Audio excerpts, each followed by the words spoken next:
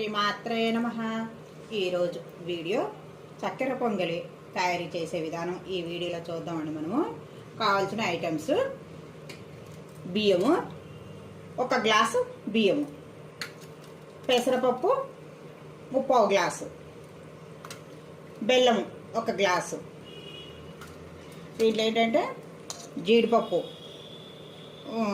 ఎండు కొబ్బరి, కిస్మిస్లు, కొంచెము యాలక్కాయ పొడి, నెయ్యి, వాటర్. ఇప్పుడు మనం కుక్కర్ వేయించుకున్నాం కదండి. ఈ కుక్కర్లో ఏంటంటే మనం పెసరపప్పు కొంచెం దూరం వచ్చే వరకు వేపుకోవాలి. ఇక చూడండి, ఈ రంగు వచ్చే వరకు మనము వేపుకోవాలి. ఇది పొయ్యి ఆఫ్ చేసుకొని ఇవి కొంచెం చల్లారిన తర్వాత బియ్యము ఈ పప్పును మనము కడుక్కోవాలి. చల్లారిన తర్వాత మనము ఈ పప్పు బియ్యాన్ని కడిగేసుకోవాలి. ఇది కడిగేసుకున్నాం కదండి. మనము ఈ గ్లాస్తోనే మనము బియ్యము తీసుకున్నాం కదండి. 1 గ్లాసు 3/4 గ్లాసు పప్పు తీసుకున్నాం. ఇప్పుడు మనం 4 గ్లాసుల నీళ్లు పోసుకోవాలి.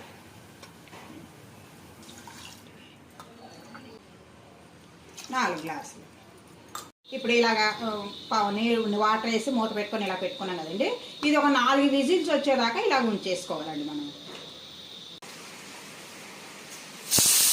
4 విజిల్స్ అండి.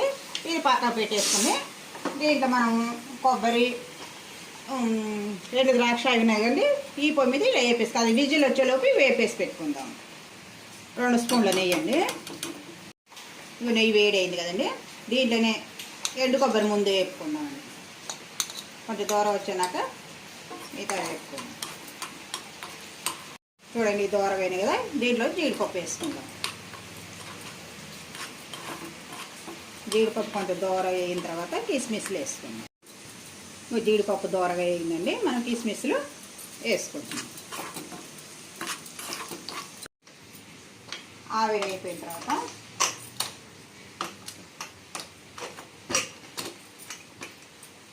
చూడండి ఇలాగ. ఇంకా కొంచెం మెత్తగలను ఒక విజిల్ పెట్టుకోవచ్చు. ఇవేనండి. మనం ఇందాక బెల్లం 1 గ్లాస్ అనుకున్నాం కదా. 1 గ్లాసు బెల్లం ఇందులో వేసుకోవాలి. ఇందాక చెప్పడం మర్చిపోయానండి. దీంట్లోనే 2 స్పూన్లు పంచదార వేసుకోవాలి. ఒకవేళ తీపి ఎక్కువ కావాలనుకుంటే ఎక్కువ వేసుకోవచ్చు. ఇక బెల్లం వేసాం కదండి. బెల్లం ఇదంతా ఇలా కరిగిపోవాలి. ఇలా కరిగినంత పొయ్యి మీద పెట్టేసుకున్న తర్వాత మనం కొంచెము యాలక్కాయ పొడి కొంచెం వేసుకోవాలి. ఒక చిటికెడు సాల్ట్ వేసుకోవాలి. ఒక చిటికెడు పచ్చకర్పూరం వేసుకోవాలి. మనం ఇవన్నీ వేసుకున్నాం కదండి. ఇప్పుడు జీడిపప్పు, కొబ్బరి ఇవన్నీ వేసి పెట్టుకున్నాం కదా. ఇలా వేసుకోవాలి.